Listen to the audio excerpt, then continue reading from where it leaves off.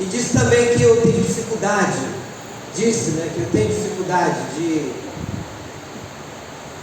em determinados lugares que eu sou convidado, às vezes, a pregar, e vejo algumas coisas que não tem nada a ver com a simbologia do cristianismo. Eu já disse aqui na igreja algumas vezes que eu sou cristocêntrico, não abro mão disso, porque toda a Bíblia, de Gênesis e Apocalipse, aponta para Cristo, toda ela. Quando o homem peca e vem a sentença de morte, porque o Senhor falou que não comesse da árvore do conhecimento do bem e do mal, mas todas as vezes, ou quando se ele comesse, ele morreria. Não disse que ele ia morrer instantaneamente, mas ele ia morrer. E logo depois vem a profecia de que da mulher nasceria aquele que pisaria a cabeça da serpente, falando de Cristo, lá em Gênesis 3, versículo 15. E ao longo de toda a história do Velho Testamento apontava para Cristo. E a última palavra do Senhor foi: está consumado. Se consumou tudo nele, na cruz.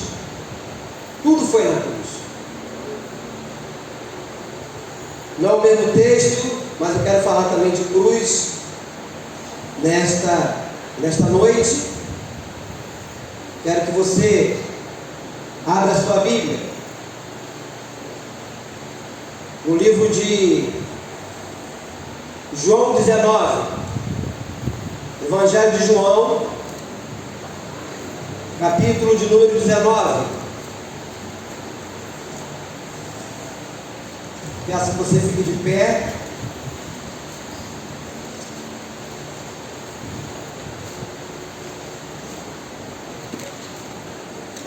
Vou ler 2 versículos, versículo 17 e o versículo 18, que fala da crucificação do nosso Senhor Jesus Cristo.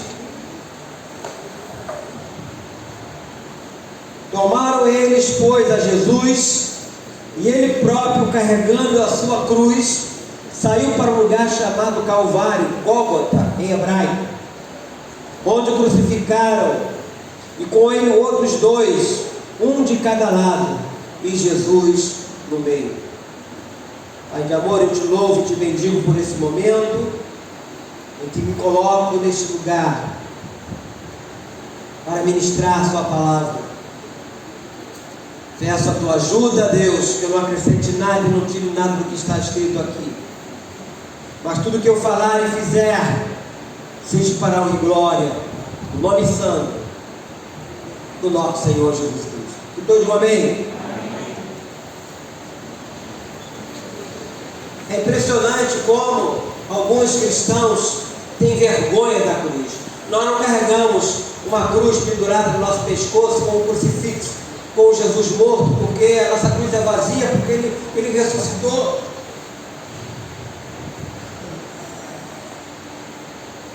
E a palavra da cruz é uma palavra muito forte,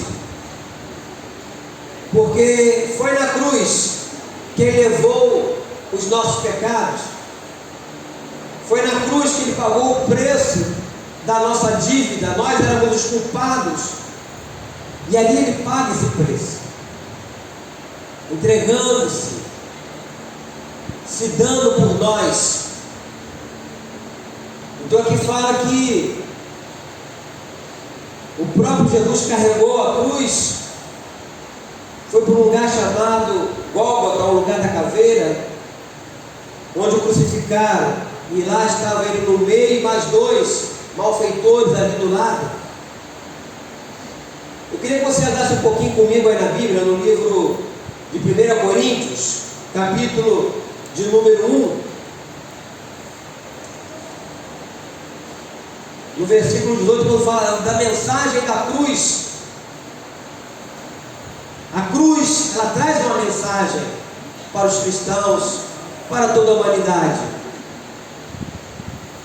Então aí em 1 Coríntios capítulo 1, versículo 18, diz assim: certamente a palavra da cruz é loucura para os que se perdem, mas para nós que somos salvos, poder de Deus.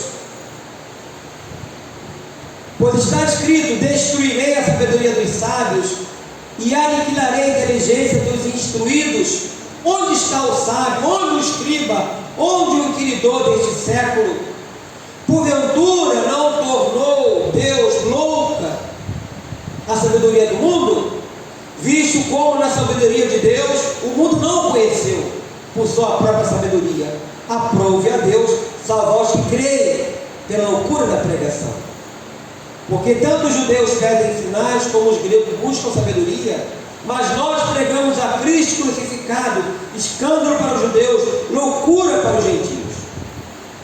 Mas para os que foram chamados, tanto judeus como gregos, pregamos a Cristo, poder de Deus e sabedoria de Deus. Porque a loucura de Deus é mais sábia do que os homens, e a fraqueza de Deus é mais forte do que os homens. Então, a palavra da cruz é loucura para muitos, mas para nós é o poder de Deus. A figura que nos atrai não é só conhecida por milhões, mas também amada.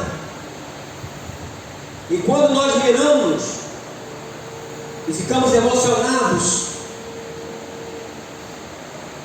e olhamos para a cruz, não tem como não lembrar do sacrifício de Jesus. Infelizmente, muitos usam a cruz de uma maneira deliberada e para qualquer outra finalidade que não é a finalidade maior. A finalidade maior é mostrar que lá na cruz Jesus morreu por nós. Na cruz de Cristo aconteceu a nossa reconciliação. Nós estávamos perdidos. E o apóstolo Paulo discute com muita riqueza. Aí você vai um pouquinho mais adiante aí, nós estamos em 1 Coríntios, 2 Coríntios, no capítulo 5.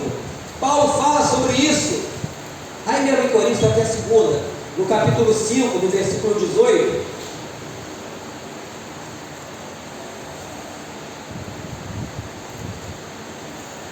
Que fala o mistério da reconciliação. Diz assim: ora, tudo provém de Deus, que nos reconciliou consigo mesmo, por meio de Cristo, e nos deu o ministério da reconciliação. A saber, que Deus estava em Cristo, reconciliando consigo o mundo, não imputando aos homens as suas transgressões, e nos confiou a palavra da reconciliação. De sorte que somos embaixadores em nome de Cristo, como se Deus exortasse por nosso intermédio. Em nome de Cristo, pois, rogamos que vos reconcilieis com Deus. Aquele que não conheceu o pecado, Ele o fez pecado por nós, para que nele fôssemos feitos justiça de Deus. A nossa reconciliação é na cruz. Foi lá que Ele pagou o preço. E até chegar lá aconteceu várias situações para impedi-lo de chegar. Mas havia a promessa, havia a profecia dele estar lá. Para que a nossa reconciliação com Deus se estabelecesse, foi preciso que na cruz Deus tratasse com os nossos pecados. Era uma triste verdade. Os pecados, os nossos pecados nos afastavam de Deus. Eu costumo dizer que o pecado é o câncer da humanidade. O pecado está aí à porta de muitos lares, pobres, ricos, enfim. E nós temos visto, quando você pensa que já viu tudo, acontece com uma coisa diferente. Eu não consigo imaginar uma pessoa ter desejo sexual com um bebê. Estamos vendo coisas assim absurdas dentro da própria casa, do próprio lar. É de chorar, ou seja, entendemos que os dias de Satanás, suas ações aqui neste mundo estão contados. A volta do Senhor Jesus está iminente aí. Então, como eu falei no início, que ao olhar para a cruz, eu vejo o meu Senhor me reconciliando com Deus. Aquilo que foi perdido lá no Jardim do Éden, quando o homem peca, a autoridade que ele tinha sobre tudo e todo, ele perde ali, hipotecando essa liberdade e autoridade a Satanás, que é o primeiro Adão. Foi o primeiro Adão. O segundo Adão, Cristo, que veio reconciliar as pessoas com Deus, e não veio fazer isso de uma maneira qualquer ou forçadamente. Há um convite, ele nos convida a isso. O que eu acho fascinante nas coisas de Deus é justamente Deus convidando. Deus poderia obrigar-nos a fazermos, mas Ele não nos obriga, Ele convida. Você vê isso lá em Apocalipse capítulo 3, versículo 20: eis que estou à porta e bato. Ou seja, Ele pede para entrar, e a porta representa o nosso coração, a nossa vida, e quando você abre, Ele entra e faz morada, como fez na minha vida um dia, há 45 anos, e outros mais aqui, não sei. Você está aqui hoje, meu irmão, minha irmã em Cristo, porque um dia você abriu a porta do seu coração e permitiu que o Senhor entrasse e fizesse morada. Ele não veio visitar, a visita vem e vai embora, mas Ele vem morar, Ele vem ficar. E se você está em Cristo, porque Ele continua morando no seu coração, amém? Continua habitando em você. E nós travamos essa luta na nossa carne contra o Espírito, como diz lá em Gálatas, que a nossa carne milita contra o Espírito, ou seja, milita contra Deus. Você vê lá escrito Espírito com letra maiúscula. A nossa carne milita contra, ele está sempre travando essa luta todo dia, lutando para não perdermos a nossa comunhão com Deus. Satanás, como diz lá em 1 Pedro capítulo 5, ele vive ao nosso derredor, esperando uma oportunidade. Ele está ali. E muitas vezes abrimos brechas para que ele faça uma bagunça na nossa vida. Mas mesmo assim, temos o sangue de Cristo que nos purifica e nos lava de todo pecado. Amém? A mesa do Senhor aqui é para nós lembrarmos da morte dele, não nos esquecermos do que aconteceu na cruz, mas também para nós nos renovarmos, ou renovar a nossa aliança com Ele. Dizer não para o mundo, não para o diabo, não para nós mesmos, e sim para Deus. Eu quero continuar contigo, Senhor. Isso é a importância de você participar da mesa, renovar essa aliança com Deus, fortalecer a sua fé. Certamente Satanás agora, quando nós participamos da mesa, ele range os dentes. Poxa vida, tentei, mas ele escapuliu, ela escapuliu. E ele vai continuar tentando. E nós temos que fazer o que Paulo fez: combateu o bom combate, completou a carreira e guardou a fé. O que Deus quer que nós façamos é isso, exatamente isso. E a luta vai continuar. O livro de Jeremias, Lamentações de Jeremias, capítulo 3, a partir do versículo 21, diz assim: que as misericórdias do Senhor, que é a causa de nós não sermos consumidos, porque as suas misericórdias se renovam a cada dia. A misericórdia dele não tem fim. Nós temos que nos apropriar daquilo que a Bíblia diz, nas promessas de Deus, e não me deixar levar pelos argumentos mundanos, por acusações, porque com culpa, meu irmão, ou sem culpa, Satanás vai nos acusar sempre, e vai usar muitas vezes pessoas até da própria igreja para apontar o nosso erro. Mas nós temos que entender que o sangue do Senhor, ele nos purifica, nos lava. Os pecados que cometemos não quer dizer que vão ficar pede perdão, não é isso. Então, quando eu trago esse assunto da cruz, eu disse aqui de manhã que foi na cruz que o nosso Senhor Jesus Cristo deu a melhor resposta que um ser humano podia e pode receber.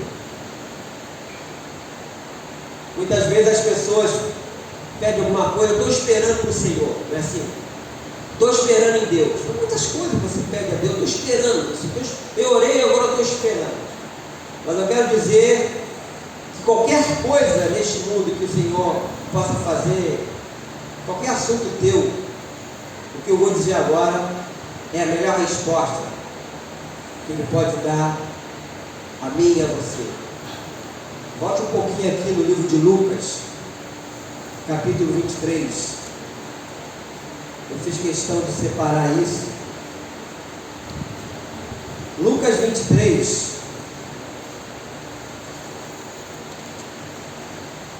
Sarinha já colocou aí na tela. Lucas 23, versículo de número 43. Olha, eu vou ler a partir do versículo 39. Lá estava Jesus na cruz, mais um malfeitor à direita, outro malfeitor à sua esquerda. Versículo 39, diante. Um dos malfeitores crucificados blasfemava contra ele, dizendo: não és tu o Cristo? Salva-te a ti mesmo e a nós também. Respondendo-lhe, porém, o outro, repreendendo-o, dizendo: nem ao menos temes a Deus, estamos sob igual sentença? Nós, na verdade, com justiça, porque recebemos o cardíaco que os nossos atos merecem, mas este nenhum mal fez. E acrescentou: Jesus, lembra-te de mim quando vieres no teu reino. Ou seja, ele fez um pedido, né? Vamos ler junto, versículo 43. Jesus respondeu: em verdade te digo que hoje estarás comigo no paraíso. Ele não falou depois, quem sabe, talvez. Vou pensar no teu caso. Ele não falou isso, ele falou hoje. É hoje. Então essa foi a melhor resposta que um ser humano poderia receber, como foi o caso. E nós também. Porque a partir do momento que nos rendemos a Cristo, reconhecemos o seu sacrifício na cruz e passamos a tê-lo como nosso único e suficiente Salvador. Eu falei muito agora nesse sepultamento que eu fiz. Falei muito sobre isso, de ter Jesus como seu único e suficiente Salvador. O nosso nome é escrito no livro da vida. Você já tem a garantia da salvação eterna. Você tem a resposta que Ele deu a esse malfeitor. Então é reservado para nós essa garantia de estarmos um dia com o Senhor para todo sempre. Então, quando olhamos para a cruz, temos que lembrar que o nosso Senhor ali pagou o preço. A dívida era nossa e Ele pagou essa dívida. E nós estamos aqui por causa disso. Foi na cruz que Deus tratou os nossos pecados com Jesus Cristo. Na cruz de Cristo aconteceu também a nossa crucificação. E é muito comum olharmos para a cruz e pensarmos que nela apenas se deu a crucificação do Senhor Jesus. Todavia a Bíblia nos ensina um pouco mais. Quer ver? Mais adiante aí, 1 Coríntios, aliás, Romanos capítulo 6, para vocês verem que eu estou falando aqui de nós também sermos crucificados. Romanos 6, normalmente eu prego muito isso quando eu faço batismo nas águas. Romanos capítulo 6, versículo 6.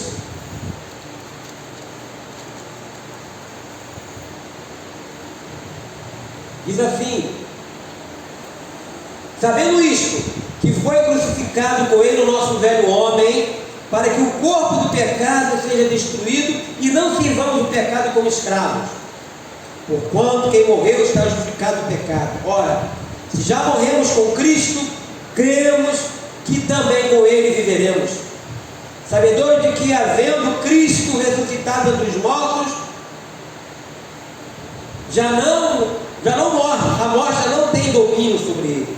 Pois quanto a ter morrido de uma vez para sempre, morreu para o pecado, mas quanto a viver, vive para Deus. Assim também vós, consideráveis mortos para o pecado, mas vivos para Deus em Cristo Jesus.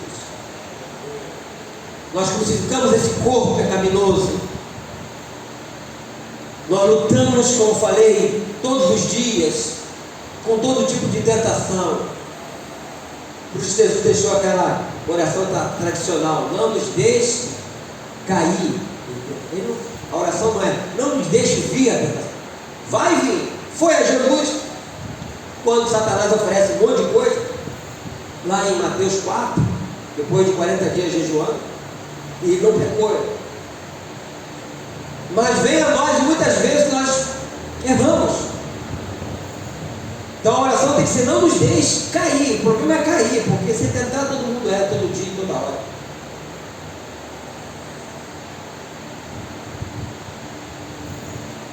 Esse próprio apóstolo Paulo, ele nos dá, meus irmãos, declara algumas coisas especiais, o plano normal de Deus para o cristão.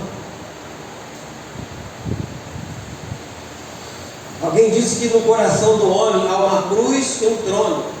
Quando o nosso ego está no trono, o Senhor Jesus está na cruz. E quando o nosso velho homem vai para a cruz, então Jesus, o Senhor, vai para o trono. Amém? Então nós temos que ver isto. Isto é um fato bíblico e bem importante, muito importante. Aqui em Romanos 6, no versículo 11: assim também vós consideráveis mortos para o pecado, mas vivos para Deus em Cristo. Quando nós falamos do batismo, nas águas, nós estamos ali de uma maneira simbólica, sepultando a velha natureza, crucificando o velho homem, de uma maneira simbólica, pedindo a Deus que nos ajude para que continuemos a segui-lo e a servi-lo. Nós temos que entender que esse processo, ele continua no nosso dia a dia. Por isso que dá a importância de nós não nos esquecermos do que o Senhor Jesus fez. Na cruz de Cristo acontece a nossa consagração também. Olhar para a cruz é lembrar, é pensar, é reconhecer que ali Ele fez tudo por nós. Isso deve nos comover, nos convidar, nos desafiar a uma total entrega a Ele, amá-lo mais, servi-lo mais, obedecê-lo incondicionalmente. E movido por esse grande amor de Deus, expresso na cruz em Jesus Cristo, homens de Deus reagiram numa atitude de serviço, de consagração. Paulo, o próprio apóstolo Paulo, quando ele disse que o amor de Cristo nos constrange, o que representa, o que significa, qual o desafio da cruz para nós? Não basta apenas trazê-la pendurada no pescoço ou aqui na lapela do paletó, não basta somente isso, não é suficiente. Temos que, todos nós, que olhar e lembrar de Cristo. Foi lá na cruz que Ele deu a sua vida por nós. Foi lá na cruz que se cumpriu a profecia, que não foi só uma, muitas. Foi na cruz que Ele foi maltratado, pregado. Tu já imaginou? Sem anestesia? Tenta furar sua mão com um alfinete. Tu falou, um alfinetinho. Quem já mediu aí a glicose furando o dedo? Terrível, né? Um furinho de nada já fica logo. Agora imagine pregar, prego, na madeira. as duas mãos, os pés, e ficar ali pendurado uma boa parte do dia, até ele não aguentar mais, porque era Jesus, no caso, homem, Jesus Deus, e como homem já esgotou, a ponto quando ele fala, está consumado, e ali morre. Tudo isso, meu irmão, foi por mim e por você. Nunca se esqueça disso. Nunca se esqueça quem você é e quem é o seu Deus, e o que Ele fez por você, o que Ele fez por nós. Não foi barato, não foi barato. Então eu prefiro ter a cruz aqui vazia, simbolizando o cristianismo genuíno, do que trazer para dentro da igreja um monte de quinquilharia judaica, um monte de coisa que não tem nada a ver com Deus, não tem nada a ver com a nossa fé cristã, e outras coisas mais que colocam dentro da igreja, bandeira disso, bandeira daquilo, bandeira não sei da onde. Eu tenho dificuldade com essas coisas, porque eu não abro mão de quem é Jesus, do que Ele fez por mim.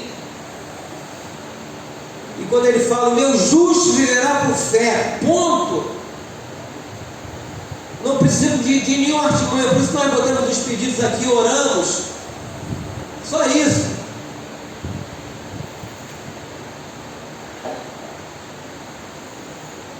Mas há lugares que usam até coisas que se usam em bruxaria, para entrar para dentro da igreja, é um negócio assim de chorar. Mas eu prefiro fixar meus olhos na cruz e orar sempre e lembrar de Cristo. Foi lá na cruz. Uma aquela canção, nós vamos cantar daqui a pouco. Foi na cruz, onde um dia eu vi meus pecados carregados. Ele carregou os nossos pecados. E Ele pagou esse preço altíssimo por mim e por você. Amém, querido? Valorize isso, ame isso, lembre-se disso. Por isso que a nossa cruz é vazia, é apenas uma simbologia, lembrando. Não precisamos ter o nosso ânimo morto. Morto não pode fazer nada com ninguém, mas nós temos o vivo habitando nos nossos corações. O vivo é aquele que diz lá em Isaías 41, versículo 13: nos segura pela mão direita e nos diz, não temas que eu te ajudo. É o vivo, esse é o vivo, o que nos carrega, amém? Esse é o vivo, é Ele que nós temos que ter dentro de nós, e amá-lo, e servi-lo, adorá-lo, glorificá-lo, louvá-lo. A Ele toda a glória, a Ele toda a honra, a Ele todo o louvor. Amém? Curva a sua cabeça, querido Deus. Glorificado e exaltado seja o Teu nome. Te damos graças, ó Deus, mais uma vez por ouvir Tua palavra. Que o Senhor nos ajude a colocarmos em prática o que foi falado aqui. Que possamos ter a cruz como parâmetro da nossa vida, em de olharmos para ela e lembrarmos do sacrifício de Cristo. Poder sermos gratos ao nosso Senhor pelo que Ele fez por nós, pelo sacrifício, por tudo que Ele sofreu, por tudo que Ele viveu por amor a nós. Nos perdoe, Deus, se nós não temos valorizado isso. Nos perdoe, Senhor, se em algum momento temos negligenciado essa verdade. Mas nós aqui estamos para nos reconciliar. Aqui nós estamos, ó Deus, também para renovarmos a nossa aliança com o Senhor. Tenha misericórdia de nós. Nós pedimos isso no nome do Senhor Jesus. Amém? Estamos aqui, pastor Gilberto.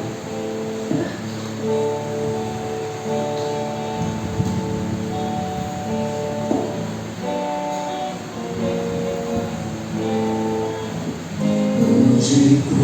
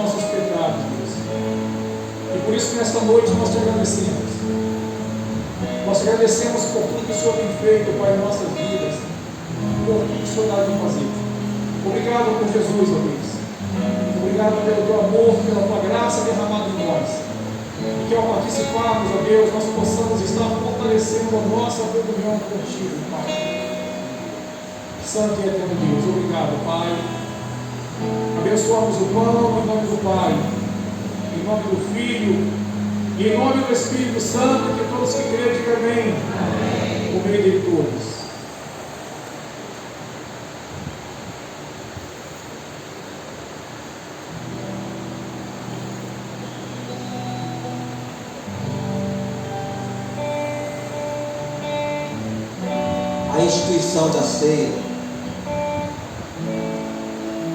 do nosso Senhor Jesus Cristo foi feita na semana que ele seria preso, morto, crucificado. Ele havia reunido os seus discípulos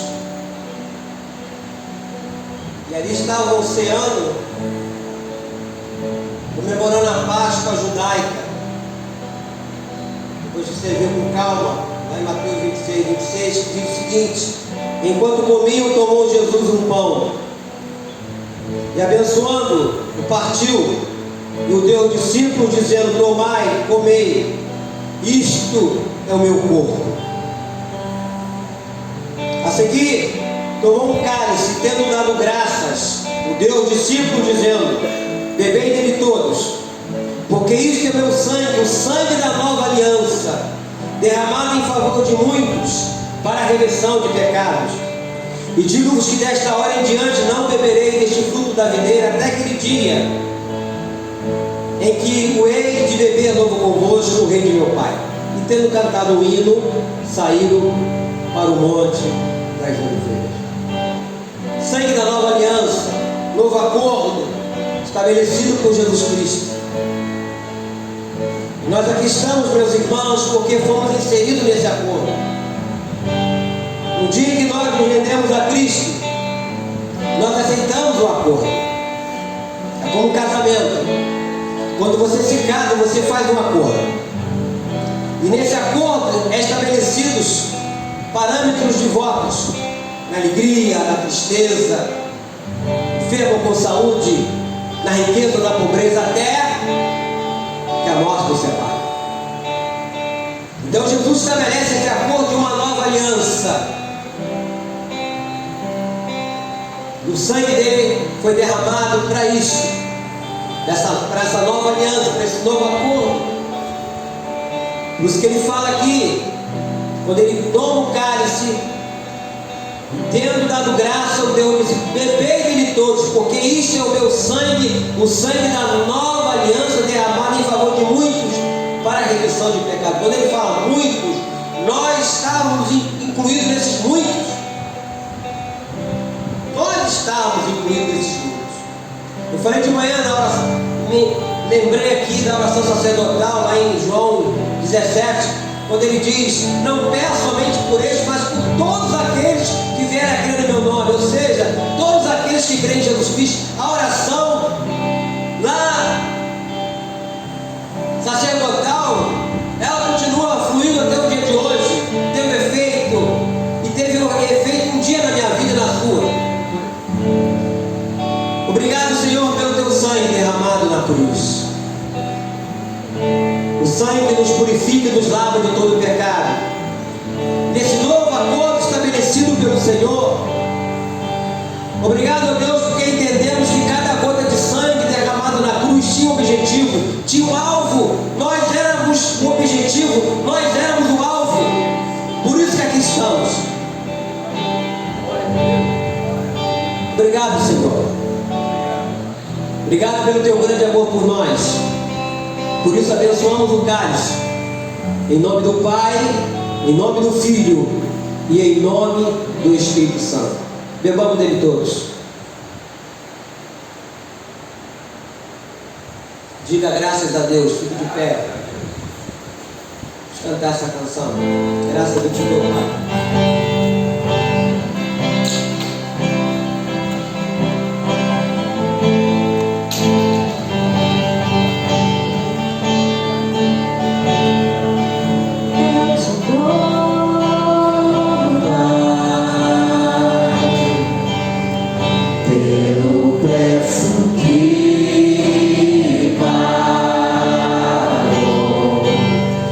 Sacrifício de amor.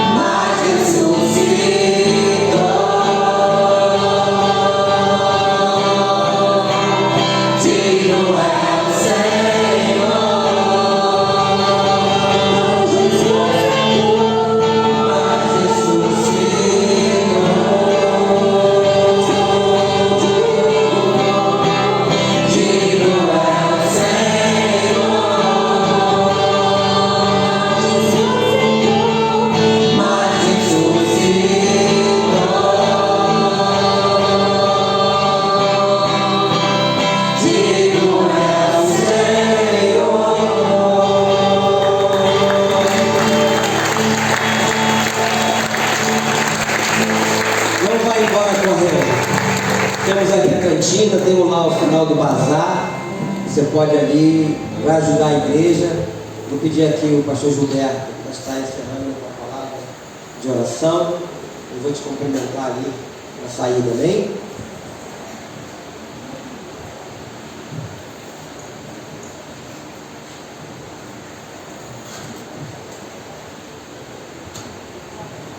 Soberano e eterno Pai, mais uma vez te agradecemos, Deus, por tudo que aconteceu aqui nessa noite. Te agradecemos, Deus amado, pela tua bondade, pela tua misericórdia, pela tua graça e amor derramado sobre nós. Obrigado porque estamos saindo daqui nesta noite, ó Deus, fortalecidos pelo poder do teu Espírito, renovados, ó Deus, pela comunhão que temos contigo, Pai. Por isso nós te agradecemos, Deus. Te pedimos que o Senhor nos leve de volta aos nossos lares, conduza-nos com a tua paz, com a tua segurança, possamos ter uma noite de sono reparador e uma semana abençoada, Pai amado. Colocamos em tuas mãos tudo o que iremos fazer, porque nós temos certeza, ó Deus, que o Senhor estará nos abençoando em todas as nossas jornadas e em nossos caminhos. Em nome de Jesus Cristo, Pai, é o que nós te pedimos e já te agradecemos. E quem crê, diga amém. Amém. O amor de Deus, que a graça do nosso Senhor e Salvador Jesus Cristo e que as doces consolações do Espírito Santo sigam com todos.